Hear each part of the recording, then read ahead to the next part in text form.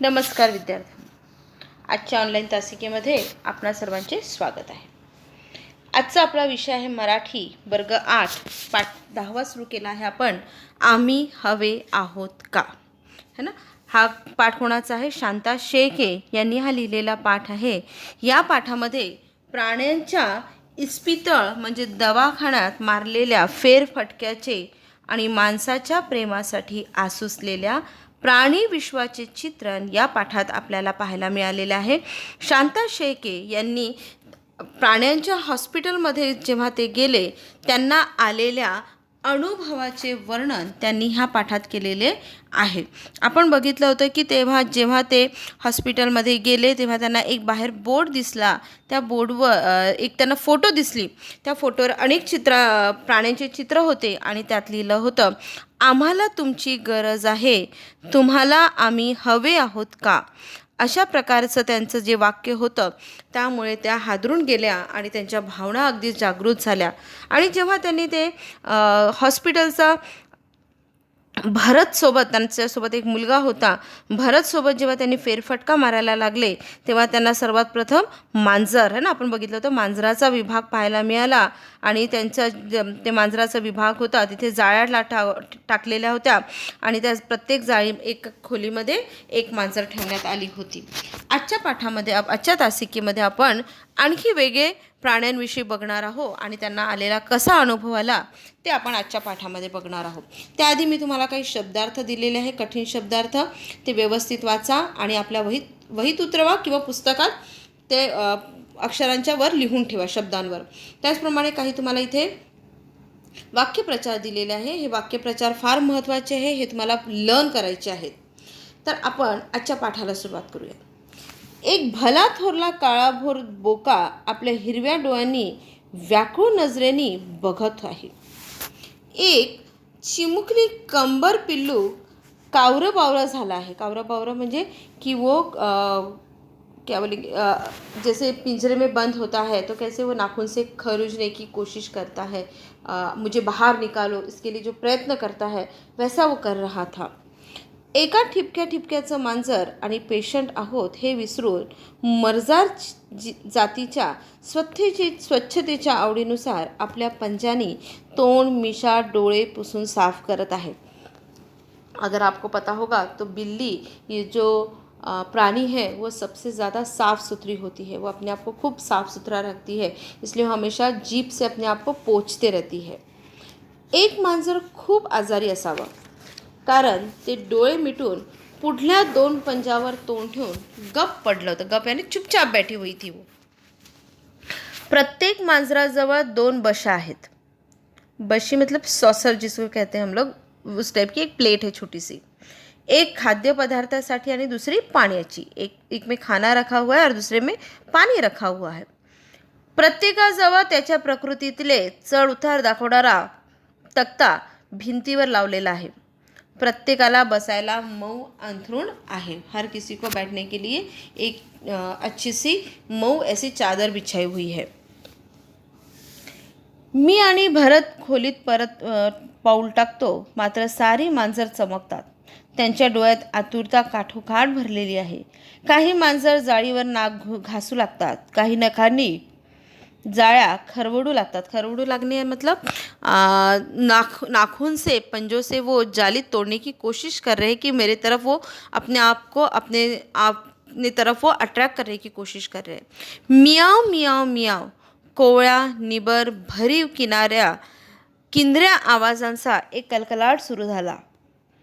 प्रत्येक मांजर आपापल्या परीने किंद्रा आवाज मतलब क्या, बारीक पर ऊंचा ऐसा आवाज वो करने लगे. मला इथं फार एकटं वाटतंय, जरा माझ्याकडे या हो. मला कुरवाळा ह्या शब्द आलेला आहे. ते कुरवाळाने म्हणजे पाठीवरून किंवा गळ्यावरून त्यांच्या हात फिरवणे. अगर आपके घर में कोई पेट है, अगर डॉगी भी आपके घर में है तो उसको ऐसे हाथ लगाना, उसको खुजाना बहुत अच्छा लगता है. गाय अगर है तो गाय की जो लंबी एक आयत होती है उसके हाथ से उसको हाथ घुमाना अच्छा लगता है ना, तसं त्यांना आवडतं. आता माझं लक्ष एका गोष्टीकडे जातं. प्रत्येक मांजराच्या कप्प्यामध्ये त्यांचं नाव लिहिलं आहे. जॅक जाधव, बकुल गोखले, सैमी डिकुन्वा, रोमल टिप्निस। अब ये नाम कैसे है, देखो जैक ये पेट का नाम है और जाधव जो जिसका वो पेट है उसका सरनेम है। बकुल भी ये पेट का नाम है, गोखले मतलब जिनका वो पेट है। जाधव, गोखले, डिकुन्वा, टिप्निस। माझ्या ध्यानात येतं की ही मांजरांना दिलेली त्यांच्या मालकांची आडनाव आहे। त्या जाधव, गोखले, टिप्निस इत्यादी मंडळीचा डोळ्यांनी निरोप घेऊन मी बाहेर पडते। मला निरोप देताना पुन्हा एकदा मियावचा गजर होतो।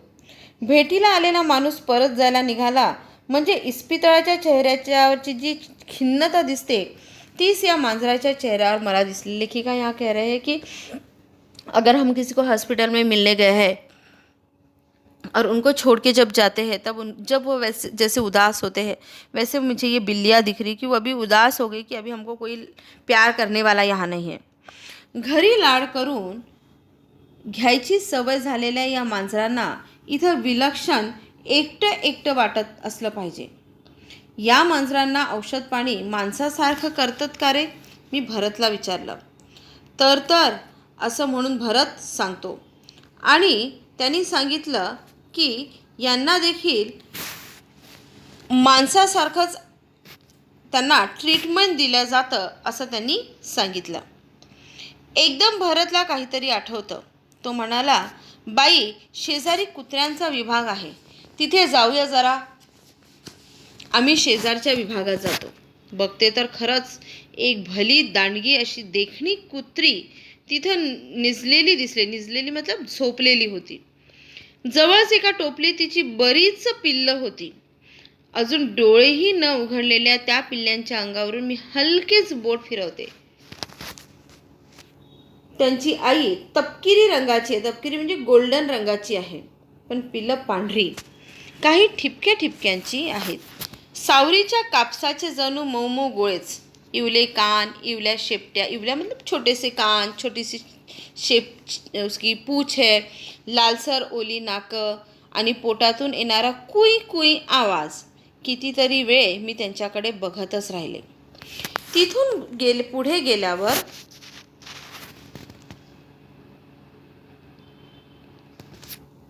कुत्र्यांचा आणखी एक विभाग लागला।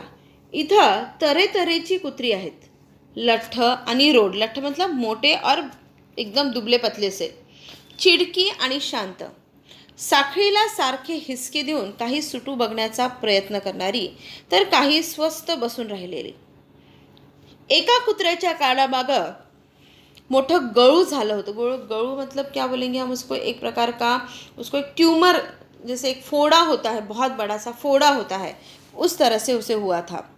एकाचा मोडलेला पाय प्लास्टरमध्ये घालून ठेवला, एका पैर टूट गया था और उसके पैर में प्लास्टर बांधा हुआ था।